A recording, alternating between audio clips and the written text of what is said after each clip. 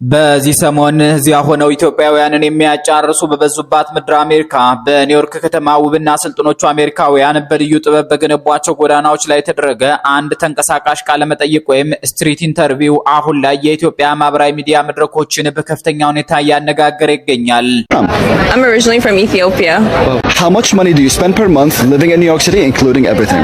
Per month I would say about like 35,000. ቪኪ በሚል ስም ራሷን ያስተዋወቀችውና ወደ አሜሪካ ከመጣች ገና 2 ዓመታት ገደማ እንደሆናት የገለጸችው ትውልደ ኢትዮጵያዊት ወጣት የሰጠችው ምላሽ የሰውን አእምሮ የሚፈትንና ጥልቅ ቁጣን የሚጭር ክስተት ሆኗል።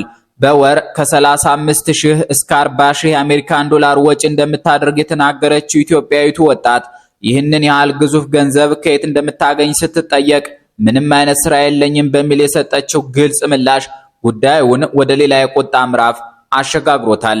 አሁን ባለው የኢኮኖሚ ሁኔታና የምንዛሬ ተመን ሲሰላ የዚህች ኢትዮጵያዊት ወጣት ወርሃዊ የወጪ መጠን ከ6.4 ሚሊዮን ብር በላይ ይደርሳል። ልብ አድርጉ ተከታታዮቻችን፣ ከ6.4 ሚሊዮን ብር በላይ ይደርሳል ነው ያልናችሁ። ይህ ቁጥር በአንድ ኢትዮጵያ የምትባል የአዳጊ ሀገር ዜጋ ላይ ሲመዘን የብዙሃኑን ሕዝብ የዕለት ተዕለት ኑሮ ትግልና የዋጋ ግሽበት ስቃይ የሚፈታተን እጅግ አስደንጋጭ እውነት ነው። ኢትዮጵያ ውስጥ ለሚገኙ ነዋሪዎች የኑሮ ውድነቱን ለማቋቋም ሌት ከቀን መድከም፣ ግብርና ታክስ መክፈል የዕለት ተዕለት ስቃይና ሰቆቃ ሆኖ ሳለ በውጭ ሀገር የሚገኙ የገዢ ስርዓት ባለስልጣናትና የኦሊጋርኮች ቤተሰቦች ያለምንም ላብና ጥረት እንዲህ ባለ የቅንጦትና የአእምሮት ህይወት መግፋታቸው የአገሪቱን የሀብት ክፍፍል ፍትሃዊነት በባዶ እጅ የሚያሳይ ነው። ይህንን ክስተት ይበልጥ አሳማሚ የሚያደርገው ከምዕራባውያን ፖለቲካዊ ባህል ጋር ሲነጻጸር የሚታየው ሰፊ የሞራል ክፍተት ነው። ለምሳሌ ያህል በዚያው የሀገራችን ልጅ ያለምንም ስራ ከ6 ሚሊዮን ብር በላይ ያወጣች በምትምነሸነሽበት ኒውዮርክ ከተማ የከተማው ከንቲባ ማምዳኒ ደሞዝ ሲታወቅ ንጽጽሩ ያስገርማል። የኛዋ ጉደኛ ልጅ ያለችበት ኒውዮርክ ከተማ ከንቲባ ዞህራን ማምዳኒ ከግብር በኋላ ወደ እጁ የሚገባው ወርሃዊ ደሞዝ 13,500 የአሜሪካን ዶላር ብቻ ነው። ምንም አይነት ስራ እንደሌላት የገለጸችውና በኒውዮርክ የምትኖረው ኢትዮጵያዊቷ ሞልቃቃ ወጣት ደግሞ በወር ከ35,000 እስከ 40,000 የአሜሪካን ዶላር ወጪ እንደምታደርግ ራሷ ተናግራለች። የዚህች ወጣት ወርሃዊ ወጪ የከተማውን ከንቲባ ህጋዊ ደሞዝ 3 እጥፍ ሊሆን ትንሽ የሚቀረው ግዙፍ ገንዘብ ነው። የንጽጽር የህዝብ አገልጋይ የሆነ መሪ ከሚያገኘው ገቢ በላይ ምንም ስራ የሌላት የአንድ ኢትዮጵያዊ ባለስልጣን ልጅ ናት የተባለች ሴት በውጭ ሀገር የምታወጣው የቅንጦት ወጪ ምን ያህል የከረረ የሀብት ምዝበራና ኢፍትሃዊነት እንዳለ በግልጽ ያሳያል። እዚህ ላይ አንድ ሀቅ መታወቅ አለበት። ይቺ ልጅ የባለስልጣን ልጅ ነኝ አላለችም። ነገር ግን የገንዘቧን ምንጭ እስካልተናገረች ድረስ ኢትዮጵያውያን ከኢትዮጵያ የሚሸሽ ገንዘብ የምትበላ የኢትዮጵያ የአንድ ባለስልጣን ልጅ ናት ብለው ጠርጥረዋል። የኛም የዝግጅታችን መነሻ ይኸው ነው። በጥቅሉ የኢትዮጵያ ፖለቲካዊና ማህበራዊ ምህዳር ከቅርብ ጊዜ ወዲህ እጅግ አሳሳቢና አናዋጭ ጥያቄዎችን የሚያስነሱ ድርብ ሁኔታዎችን እያስተናገደ ይገኛል። በአንድ በኩል የፖለቲካ ልሂቃን ለስልጣን ሲሉ የህዝብን ደህንነት ለአደጋ የሚያጋልጡ የጦርነት ነጋሪቶችን ሲመቱ፣ በሌላ በኩል ደግሞ የዚሁ ስርዓትና የባለስልጣናት ቤተሰቦች የህዝብን ሀብት በመዝረፍ ውጭ ሀገር በመሄድ የሚያሳዩት የቅንጦት ህይወት የአገሪቱን መዋቅራዊ ብልሹነት አጋልጦታል። ይህ እውነት በቅርብ ጊዜ በተሰሙ የፖለቲካ ምስጢሮችና በማህበራዊ ሚዲያ በተንጸባረቁ አስደንጋጭ መረጃዎች መካከል ግልጽ መስታወቱ ነው ይታያል። ቀድሞ የህወሓት ከፍተኛ አመራርና የህዝብ ግንኙነት ኃላፊ የነበሩት አሁን ደግሞ የጠቅላይ ሚኒስትር አብይ አህመድ አሊ የምስራቅ አፍሪካ ጉዳዮች አማካሪ ሚኒስትር ሆነው 4 ኪሎን የሙጥኛ ያሏት ጌታቸው ረዳ ካሳይ በዚህ ሰሞን በሰጡት ሐሳብ ላይ እንደተገለጸው የቀድሞ ጓዶቻቸውና የህወሓት አመራሮች አዲስ ጦርነት ለመክፈት ከፍተኛ ዝግጅት እያደረጉ ይገኛሉ። ይሁን እንጂ የዚህ ጦርነት አስከፊነትና መዘዝ ሲታይ እጅግ አሳዛኝ እውነት ይገልጣል። ይኸውም እነዚህ የጦርነቱ ቀስቃሾች ራሳቸውን ልጆች ከሞትና ከመሰዋን ጠብቀው የድሃ እናቶችና የትግራይ ህዝብ ልጆች ግን ለግጭትና ለውድመት እንዲሰው እየገፏቸው መሆኑ ነው። ልጆቻቸውን አይሰውም የሚለው ቀልድ እንዳይመስላችሁ። ሁሉም አሁን የተጣላን መስሎ ሁሉ የልጆችን ጉዳይ ጨርስልኝ ነው የሚለው። ይህ ንግግር የፖለቲካ መሪዎች ለግል ጥቅማቸው ሲሉ የድሃውን ህዝብ ደም እንዴት እንደ ንብረት እንደሚቆጥሩት የሚያሳይ አሳማሚ ማሳያ ነው። እንዲህ አይነቶቹ ክስተቶች የህብረተሰቡን ስነ ልቡና በእጅጉ የሚጎዱ ሲሆን በአገሪቱ የጸረ ሙስና ትግልና የህግ ማስከበር ተቋማት ላይ ትልቅ የጥያቄ ምልክት ይጥላሉ። በውጭ ሀገር የሚኖሩ ወጣቶች ያለምንም የስራ ገቢ ይህንን ያህል ከፍተኛ የገንዘብ መጠን እንዴት ሊያገኙ ቻሉ የሚለው ጥያቄ ገለልተኛ በሆነ አካል ሊጣራ ይገባል። ላብና ደሙን አንጠፍጥፎ ለአገር ልማት የሚተጋው አርበኛው የኢትዮጵያ ህዝብ ገንዘብ የባለስልጣናት ልጆች የቅንጦት መጫወቻ መሆኑ ህጋዊና ሞራላዊ ተጠያቂነትን አጥብቆ ይሻል። ይህ ጉዳይ አንድን ግለሰብ ብቻ የሚመለከት ሳይሆን ከስር መሰረቱ የተበላሸውን የኢትዮጵያ መሪዎች የሀብት ምዝበራና የቁጥጥር ማዕቀፍ ድክመት የሚያሳይ ነው።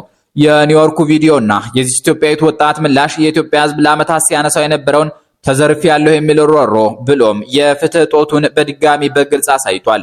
ህዝቡ የኑሮ ውድነት አንገቱን አስደፍቶት ባለበት በዚህ ጊዜ የአገር ሀብት በዘረፋ ወደ ውጭ ወጥቶ በቅንጦት የሚባክንበትን አካሄድ በዝምታ ማለፍ የሚያስተሳዝብ ነው። የሚመለከታቸው አካላት ሁሉን አቀፍና ግልጽ ማጣራት በማድረግ የኢትዮጵያን ህዝብ ሀብት የማስመለስና የማስተካከል እርምጃ መውሰድ አለባቸው። አለባለዚያ በተቋማት ላይ ያለው እምነት ከጊዜ ወደ ጊዜ እየጠፋ መሄዱ የማይቀር ሀቅ ነው።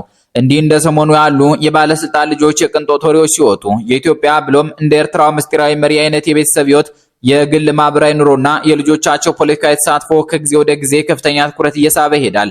በዚህም መነሻነት ይህ ዝግጅት የጠቅላይ ሚኒስትር አብይ አህመድን፣ የቀድሞውን ጠቅላይ ሚኒስትር መለስ ዜናዊ ያስረስን፣ የሌፍትናንት ኮሎኔል መንግስቱ ኃይለማርያምን፣ የፕሬዝዳንት ኢሳያስ አፈወርቂንና የንጉሠ ነገሥት ቀዳማዊ ኃይለ ሥላሴ ልጆች የግልና የህይወት ጉዞ በሰፊው በመዳሰስ በወቅታዊው ፖለቲካ ውስጥ የኢትዮጵያን ህዝብ ያሳዘኑ አወዛጋቢ ጉዳዮችን ይበልጥ ግልጽ ለማድረግ ይሞክራል።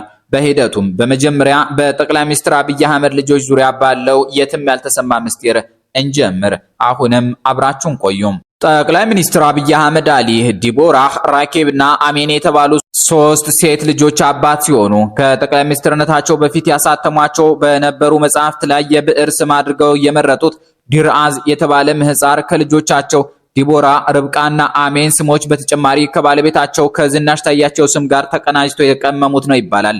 ከጠቅላይ ሚኒስትርነታቸው በኋላም ሚሊዮን የተባለ ልጅ ከቀጨኔ መድኃኔዓለም ህፃናት ማሳደጊያ ውስጥ ተወስዶ ቤተሰቡን ተቀላቅሏል። ስለዚህ ልጅ በዚህ ሰሞን በኢትዮጵያ ሕዝብ ተወካዮች ምክር ቤት ንግግር ሲያደርጉ እንደነበር ይታወሳል። ልጁን አድንቀው በተለይ ከአእምሮ ብስለት አንጻር የተናገሩት ንግግር ብዙዎችን ያስገረመ ነበር። የዚህ ዝግጅት ዋነኛ ትኩረት የጠቅላዩ የመጀመሪያ ሴት ልጅ የሆነችውን ዲቦራ አብይን ማስተዋወቅ ቢሆን ይሻላል። ጠቅላይ ሚኒስትሩ ወደ 4 ኪሎ ስልጣን ሲመጡ ከተነሱ ጥያቄዎች መካከል አማሮችን ሊገፉ ይችላሉ የሚለው አንዱ ነበር። በዚህን ጊዜ ደሴ የተገኝተው አማሮችን እመኑኝ ለማለት አብይ በአጋጣሚ ዲቦራ የምትባል ልጅ አለችው፣ ሰንጥቀን ካልተካፈልናት በስተቀር ግማሽ ጎንደሬ ግማሽ ጅማ ናት በማለት መግለጻቸው ይታወሳል። እናም ዲቦራ ለአባቷ ከአማራ ጋር መዛመጃ ጭምር በመሆኗ የሁለቱ ትልልቅ ብሔሮች ማንነትን የምትጋራ የኦሮማራ ትክክለኛ ማህተም ናት። ጎንደሬዎቹ እና ያሌው መንበር አብይን አማች እያሉ ማሞጋገስ መጀመራቸውም ለዚህ ይመስላል። ዲቦራ በአሁኑ ጊዜ አሜሪካ ሀገር የምትገኝ ሲሆን በቅርቡ ወደ ትዳር ጉዞ መጀመሯም ይሰማል። እድሜዋ፣ የትምህርት ዝግጅቷና የህይወት ምርጫዎቿ የተሸሸጉና ድብቅ ናቸው። አባቷ አገሩንና ዓለምን በመገናኛ ብዙሃን አጥለቅልቀው የሚታወቁ ቢሆንም ዲቦራ ግን የምትም የማትታይ ጸጥ ያለች ልጅ ናት። ከዲቦራ በተጨማሪ ጠቅላይ ሚኒስትር አብይ አህመድ የመደመር መንገድ በተሰኘው መጽሐፋቸው ላይ ስለ መጨረሻዋ ልጃቸው ስለ አሜን በሰፊው ጽፈዋል። በሰኔ 15 ቀን 2010 ዓ.ም ምሽት በመኖሪያ ቤታቸው የጥናት ክፍል ውስጥ በቀጣዩ ቀን በሚደረገው ህዝባዊ ሰልፍ ንግግር ዝግጅት ላይ ሳሉ የመጨረሻ ልጃቸው ወደ ክፍሉ ዘልቃ በመግባት እግራቸው ላይ እንደተጠመጠመችና አባቢ ምን እየሰራ ነው? ለምን ዝም ብላ አትነግራቸውም? አንተ ሁልጊዜ መስራት ብቻ ነው እንዴ? መቼ ነው ከኛ ጋር የምትጫወተው? በማለት ቅሬታ ዘል ጥያቄ እንዳቀረበችላቸው በመጽሐፋቸው አስፍረዋል። የእነዚህ ትናንሽ ልጆች ንጹህ ጥያቄዎች ከጋዜጠኞች ጥያቄዎች በላይ እንደሚያስጨንቃቸውና በመጨረሻም አንገታቸው ውስጥ ተወሽቃ ፍቅር እንደምታስታጥቃቸው አብይ በስስት ገልጸውታል። አሁን ደግሞ ወደ ሁለተኛዋ የኢትዮጵያ መሪ ልጅ እንሸጋገራለን። በአደባባይ ስሟ የምትታወቀውና የቀድሞው ጠቅላይ ሚኒስትር መለስ ዜናዊና ወይዘሮ አዜብ መስፍን የበኩር ልጅ የሆነችው ሰምሃል መለስ ዜናዊ ትባላለች። ሰምሃል የተወለደችው አባቷ በኮሎኔል መንግስቱ ኃይለማርያም የሚመራውን መንግስት ለመጣል በካርቱም ሱዳን የሽምቅ ውጊያ በሚያደርጉበት ወቅት ነበር። በልጅነቷና በወጣትነቷ ከብዙ የባለ ጊዜ ልጆች ጋር የሞጃ ህይወት አቅልጣለች ተብሎ የሚነገርላት ቢሆንም ልክ እንደ አባቷ የግል ህይወቷን በመከልከል እዩኝ ያልነበረ ዝምተኛ እድሜዋንም አሳልፋለች። ስለ ኢትዮጵያ ህዝብም ሆነ ስለ ትግራይ መከረኛ ህዝብ እውነተኛ ኑሮ ጥልቅ ተሞክሮ አላት ተብሎ ባይታመንም ከአባቷ የወረሰችው የሚመስል ላቅ ያለ የአብስትራክት አስተሳሰብና የኢንቴሌክት ብቃት እንዳላት ይነገራል። እንዲሁም ከፕሮፌሰር አንድሪያስ ሸቴ ጋር ጠልቅ የሞግዚትነትና የወዳጅነት ግንኙነት እንደነበራት በህይወቷ ከታደለችባቸው አጋጣሚዎች አንዱ ከአንድሪያስ ሸቴ ጋር ያሳለፈችው ጊዜ መሆኑን በራሷ አንደበት ገልጻለች። አባቷ ካረፉ በኋላ በፖለቲካ መድረክ ላይ በንቃት እንዳልተሳተፈች የምትታወቀው ሰምሃል ሰሜኑ ጦርነት ከመጀመሩ 1 ዓመት ቀደም ብሎ ታህሳስ 2012 ዓ.ም አዲስ አበባ ከነበሩት እናቷ ከወይዘሮ አዜብ መስፍን ጋር ወደ መቀሌ ባቀናችበት ጊዜ በፌዴራል የጸጥታ አካላት ለአጭር ጊዜ መታሰሯ ይታወሳል። በወቅቱ መጽሐፍን ተንተርሶ የተዘጋጀ ቲያትር ለማስመረቅ የሄደች ቢሆንም ባለስልጣናት ከህወሓት አመራሮች ጋር ወደ ጦፈ ፖለቲካ ትገባለች በሚል ለ36 ሰዓታት እንድትታሰር አድርገው ነበር። እናቷ ወይዘሮ አዜብም ልጃቸው የፖለቲካ አቋም ሊኖራት ቢችልም የፖለቲካ ፓርቲ አባልም ሆነ ደጋፊ እንዳልነበረች በመግለጥ መታሰሯ አግባብ እንዳልነበረ አቤት ብለው ነበር። ከዚህ ውጭ ሰማል ፖለቲካን ነካ ያደረገች ጣል ታደርገዋለች እንጂ የምሯን ስትገባበት አትታይም። አሁን ደግሞ ወደ ሶስተኛዋ የኢትዮጵያ መሪ ልጅ ማለትም ወደ ሌፍተናንት ኮሎኔል መንግስቱ ኃይለማርያም የበኩር ልጅ ወደ ዶክተር ትዕግስት መንግስቱ እናልፋለን። ኮሎኔል መንግስቱ የሁለት ሴት ልጆች ማለትም የትዕግስትና ትምህርት እንዲሁም የአንድ ወንድ ልጅ አባት ሲሆኑ ከዓመት በፊት ዶክተር ትዕግስት መንግስቱ አገሬን የሚያድናት ፋኖ ነው በማለት በይፋ የትዊተር ገጿ የሰጠችው ሐሳብ ከፍተኛ መነጋገሪያ ሆኖ ነበር። የኢትዮጵያ ሕዝብ ለፋኖ ድጋፍ እንዲያደርግ ጥሪ ያቀረበችው ይህች የቀድሞ መሪ ልጅ ታሪክ ሰሪው ሕዝብ እንጂ አገሪቱ ወደ መበታተን መንገድ ላይ ናት የሚለውን ሐሳብ እንደማትጋራ ገልጻለች። የፋኖ ታጋዮች ሲመረቁ የሰማችውን ግጥም በማጋራት በፋኖ ላይ ያለኝ እምነት ቀን በቀን እየጠነከረ ነው ስትል ዛሬ ከዳር ቆሞ የሚታይበት ጊዜ እንዳልሆነና ለልጆቻችን ምን መልስ እንሰጣለን በማለት አረንጓዴ፣ ቢጫ፣ ቀይ ባንዲራ አንግቦ ከሚታገለው ኃይል ጎን መቆሟን መስክራ ነበር።